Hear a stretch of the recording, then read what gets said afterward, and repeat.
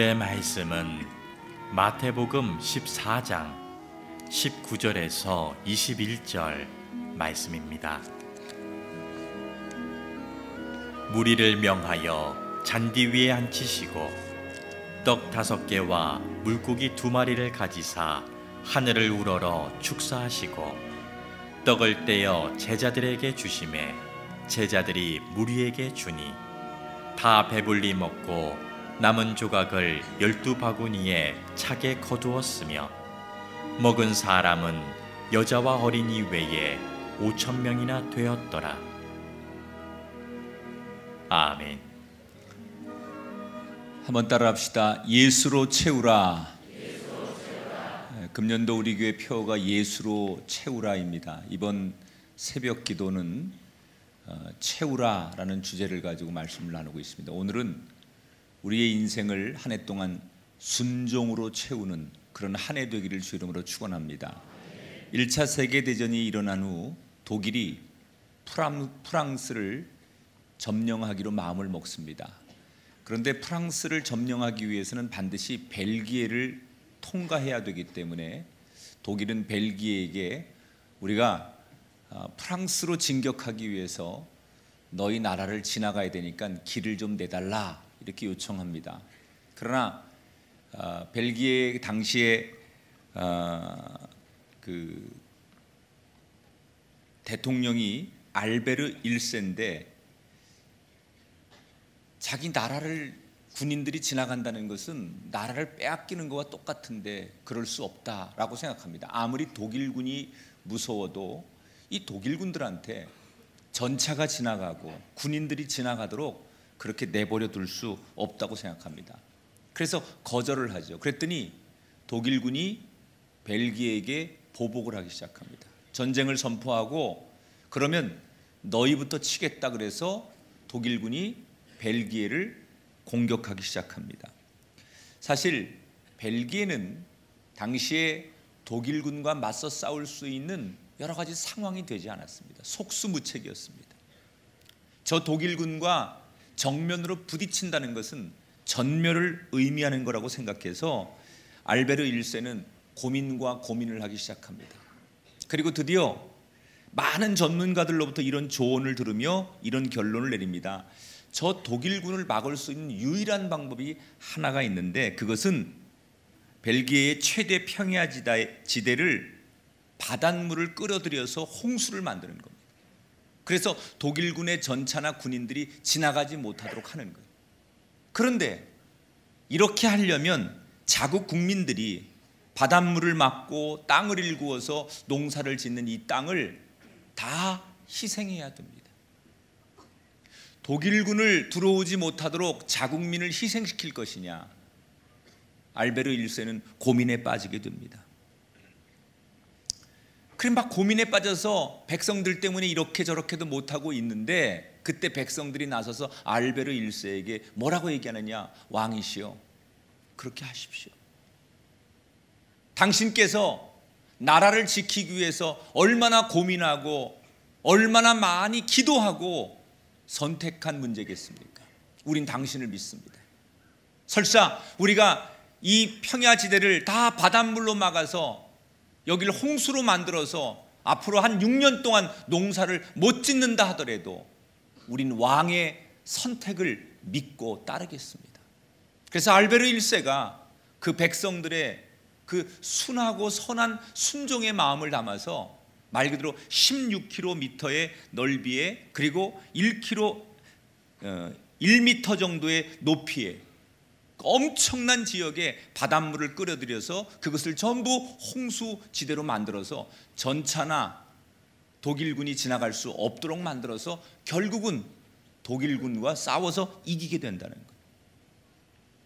많은 군사 전문가들은 이 홍수가 1차 대전의 분수령이 되었다, 이런 평가를 합니다.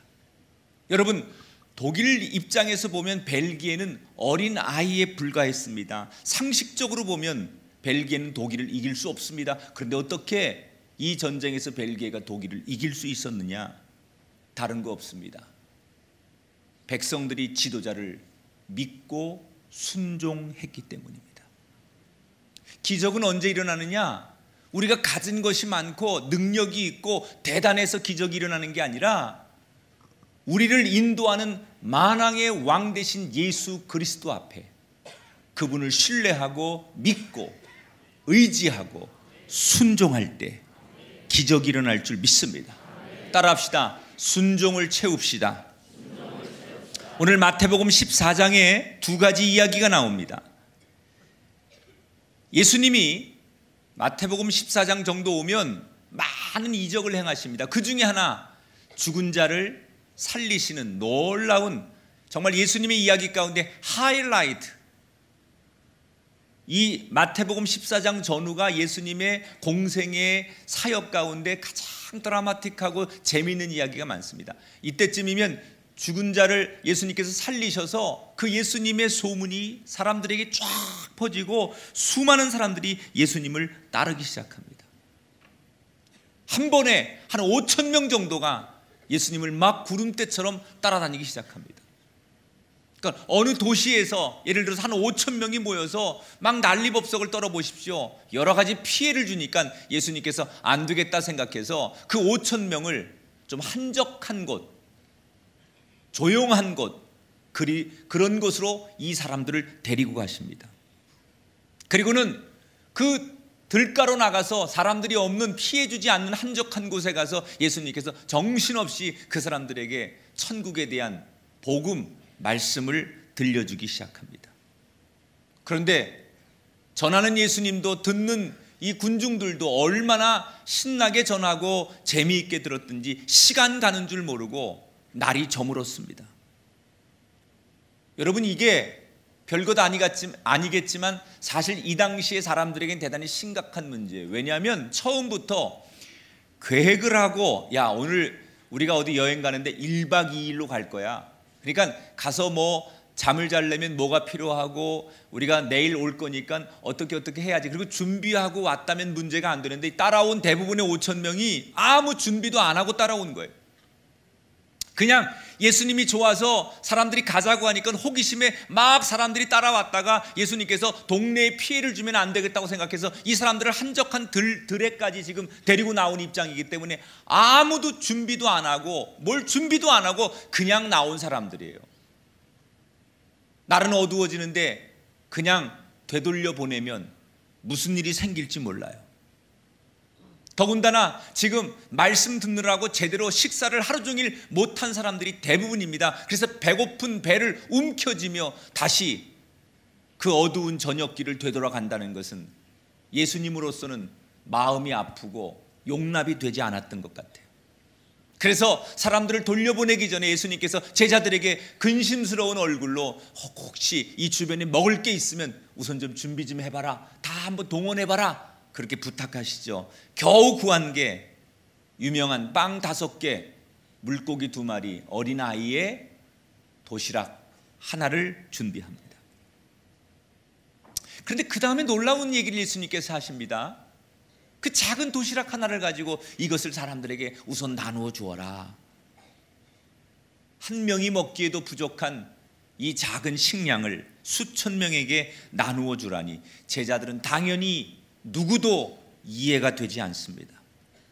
여러분, 아무리 계산하고 아무리 순수하고 아무리 장난스러워도 이 예수님의 이야기는 도저히 받아들일 수 없는 이야기입니다.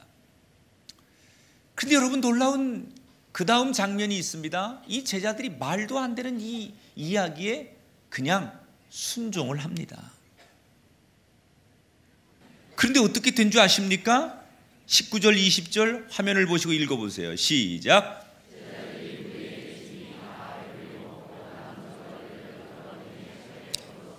아멘.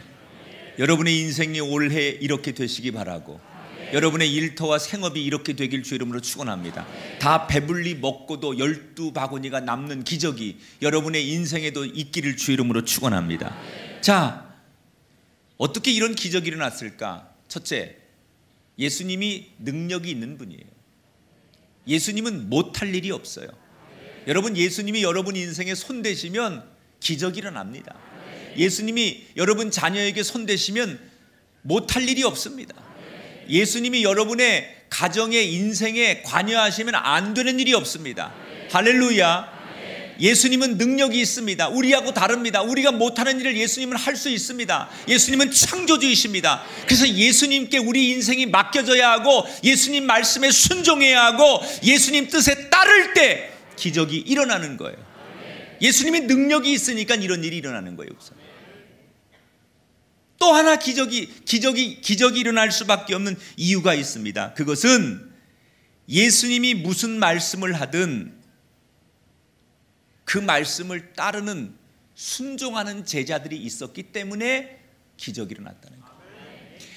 예수님이 능력이 있는 건 당연하고 예수님에게 권세가 있는 것은 당연합니다. 그런데 그 권세와 그 능력을 믿고 따르는 순종의 제자들이 없었다면 이 들판에서의 기적은 일어나지 않았었다는 거예요.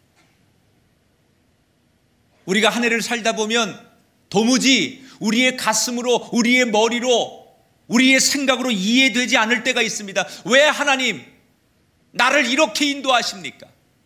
왜 하나님 우리 가정을 이런 환난 가운데 인도하셨습니까? 나는 하나님을 위해서 기도하고 하나님을 위해서 순종하고 하나님 말씀대로 살기를 원했던 사람인데 하나님 세상에 그 많은 사람들 가운데 왜 하필 납니까? 이해되지 않는 하나님의 인도하심 앞에 그 상황을 받아들이지 못하고 순종하지 못하는 사람들 얼마나 많은지 몰라요. 특별히 현대사회는 정보화 시대예요. 인공지능의 시대예요. 과학기술의 시대예요. 그래서 사람들은 논리와 경험과 통계와 남들의 이야기 이런 것들을 너무 중요하게 여기는 세상이에요.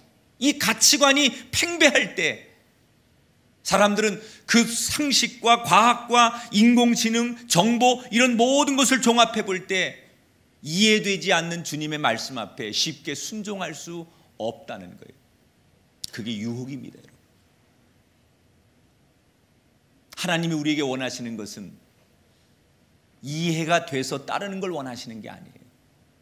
다 우리가 그게 수긍이 되고 다 이해가 되고 납득이 돼서 따르는 걸 원하시는 게 아니에요. 이해되지 않더라도 그 하나님을 믿을 때, 그 예수님을 신뢰할 때 그 순종의 순간에 기적이 일어날 줄 믿습니다. 아브라함이 순종했더니 하나님께서 아들을 주시고 민족을 주시지 않습니까? 여러분, 아브라함이 순종하지 않았다면 아들을 얻을 수 있었겠습니까? 올 한 해 우리의 상식을 넘는 기적이 일어나길 바라고 우리의 이해를 넘는 기적이 일어나게 되기를 주의 이름으로 축원합니다. 여러분 가정에, 여러분 인생에 오병이어의 기적이 똑같이 일어날지어다. 순종을 채워야 돼요. 더 많은 순종을 우리의 삶 가운데 채워나갈 때 우리에게도 기적이 일어날 줄 믿습니다. 자, 이렇게 예수님께서 사람들이 보는 앞에서 빵 5개와 물고기 2마리로 그 수천 명을 다 배부르게, 모든 사람을 만족하게. 여러분, 예수님이 관여하면 이쪽은 만족하고 이쪽은 불만족하지 않아요. 모든 사람을 만족시켜요. 전 우리 교회가 예수님이 관여하시고 성령님이 가득하셔서 올 한 해 모든 세대를 만족시키는 교회 되기를 주의 이름으로 축원합니다. 기성세대만 만족하지 않고 젊은이만 만족하지 않고 어린아이들만 만족하지 않고 주님께서 관여하시고 성령께서 역사하면 모든 세대를 다 아우러 만족시키는 역사, 이것이 우리 교회인 줄 믿습니다. 모든 사람들이 너무너무 만족스러운 거예요. 자기들 눈앞에서 놀라운 일이 일어나는 거예요. 그러니까 사람들이 흥분하기 시작합니다. 예수님을 왕으로, 이렇게 우리에게 배부르고 모든 사람에게 먹을 것을 제공하고 만족시켜주는 저 예수님이야말로 우리의 왕이 되면 좋겠다. 그래서 사람들은 여기저기서 예수님을 자기들의 왕으로 모시기로 결심합니다. 그리고 수군거리고 사람들이 흥분하기 시작합니다. 안 되겠다고 생각한 예수님은 제자들부터 분리를 시키죠. 흥분하는 군중들 가운데 제자들을 그냥 두어서는 안 되겠다고 생각해서 너희들부터 빨리 배를 타고 이 호수 건너편으로 가 있거라. 내가 이 사람들을 보내고 뒤따라 가마. 그래서 예수님께서 제자들부터 먼저 보내고 예수님이 이 군중들을 집으로 돌려보내시는 일을 하는 거예요. 자, 제자들이 배를 타고 건너갑니다. 그런데 배를 타고 가는 도중에 뜻밖의 고난을 만나죠. 갈릴리 호수에 갑자기 돌풍이 불더니 배를 거의 뒤집을 듯 흔들기 시작합니다. 본능적으로 이 제자들이 배가 넘어지지 않게 하려고 노를 젓기도 하고 배의 균형을 잡으려고 몇 시간 동안 그 돌풍과 맞서 싸워서 기진맥진할 정도로 그들은 배를 지킵니다. 만약에 배가 뒤집어지면 자기들이 죽을 수도 있습니다. 그러니 사력을 다해서 그 돌풍과 맞서 싸워서, 파도와 맞서 싸워서, 바람과 맞서 싸워서 그들은 배를 지키려고 노를 젓고 그리고 움직이고 말 그대로 실신하기 직전까지, 기진맥진할 때까지 그들은 사투를 벌입니다. 그리고 거의 이제 실신 직전까지 더 이상 지쳐서 손가락 하나 움직일 수 있을 힘이 없을 때까지 그렇게 최선을 다한 그들이 기진맥진해 있는데 갑자기 더 놀라운 일이 벌어지는 거예요. 자기들 그 바다 위를 누군가가 자기들 배를 향해 뚜벅뚜벅 걸어오는데 성경에 보니까 마치 유령을 본 것처럼 제자들이 공포감에 질려 있었다, 이렇게 소개합니다. 여러분, 지금 방금 전까지 몇 시간 동안 배를 지키느라고 노를 젓느라고 기진맥진해서 꼼짝도 못했던 이 제자들이 지금 탈진해 있는데 갑자기 자기들 눈앞에 뭐 이상한 귀신 같은 유령 같은 게 하나 걸어 들어오는데 얼마나 여러분 순간적으로 당혹스럽고 무서웠겠습니까? 근데 그때 익숙한 소리가 제자들 귓가에 들리기 시작하죠. 27절에 보니까 안심하라, 나니 두려워하지 말라. 저는 오늘 아침 누군가가 이 주님이 갈릴리 호수에서 제자들에게 말씀하셨던 이 익숙한 목소리가 여러분에게 들리게 되기를 축복합니다. 누군가 오늘 이 아침 이 목소리 들으려고 나오신 분이 계신 줄 믿습니다. 오늘 이 목소리 때문에 사는 분이 있을 줄 믿습니다. 여러분, 공포에 붙들려 있습니까? 두려움에 붙들려 있습니까? 지금 불안과 염려와 지금 많은 고통 속에, 괴로움 속에 직면해 계신 분이 계십니까? 오늘 아침 이 음성이 들리게 되길 바랍니다. 나니 두려워하지 말아라. 이 소리가 오늘 여러분에게 들리면 여러분 삽니다. 이 소리가 오늘 여러분에게 들리면 여러분 인생이 형통합니다. 이 소리가 여러분에게 들리면 여러분의 자녀가 일어나게 됩니다. 따라합시다. 안심하라, 나니 두려워하지 말아라. 할렐루야. 예수님께서 오신 겁니다. 두려워하고 무서워하고 절망하는 그 제자들에게 예수님께서 오신 겁니다.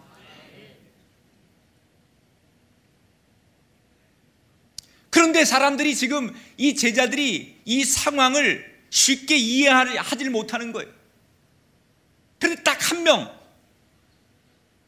이해되지 않는 그 상황 속에서 딱 한 명만큼은 눈빛이 반짝반짝반짝 다르게 비치더니 갑자기 일어나서 예수님께 이렇게 외치는 거예요. 28절, 베드로가 이르되 주여, 만일 주님이시거든 나를 명하사 물 위로 오라 하소서. 여러분, 사람은요 딱 한마디에 감동하는 거예요. 한마디에. 뭐 감동이라는 게 무슨 엄청난 이벤트 있어서 감동하는 게 아니라 아주 사소한 거에 감동하는 거예요. 사소한. 예수님이 이 베드로의 이 말 한마디에 얼마나 감동이 됐을까. 야, 정말 예수님을 너무 감동시켰던 명언 중에 하나가 난 이 말이라고 생각해요. 당신이 정말 내가 아는 주님 맞거든 나에게 명령하셔서 나도 무리를 걷게 하소서. 그러니까 너무 감동스러우니까 예수님께서, 듣고도 너무 감동스러우니까 베드로야 내게로 와라. 그래서 베드로가 무리를 걷는 경험을 하는 거예요. 여러분, 예수님께서 왜 베드로에게 감동하시고 너도 나처럼 한번 걸어봐라 이런 축복을 주십니까? 따라합시다. 장벽을 넘는 순종이 있었기 때문입니다. 뭐를 넘었다고요? 장벽을 넘었다는 거예요.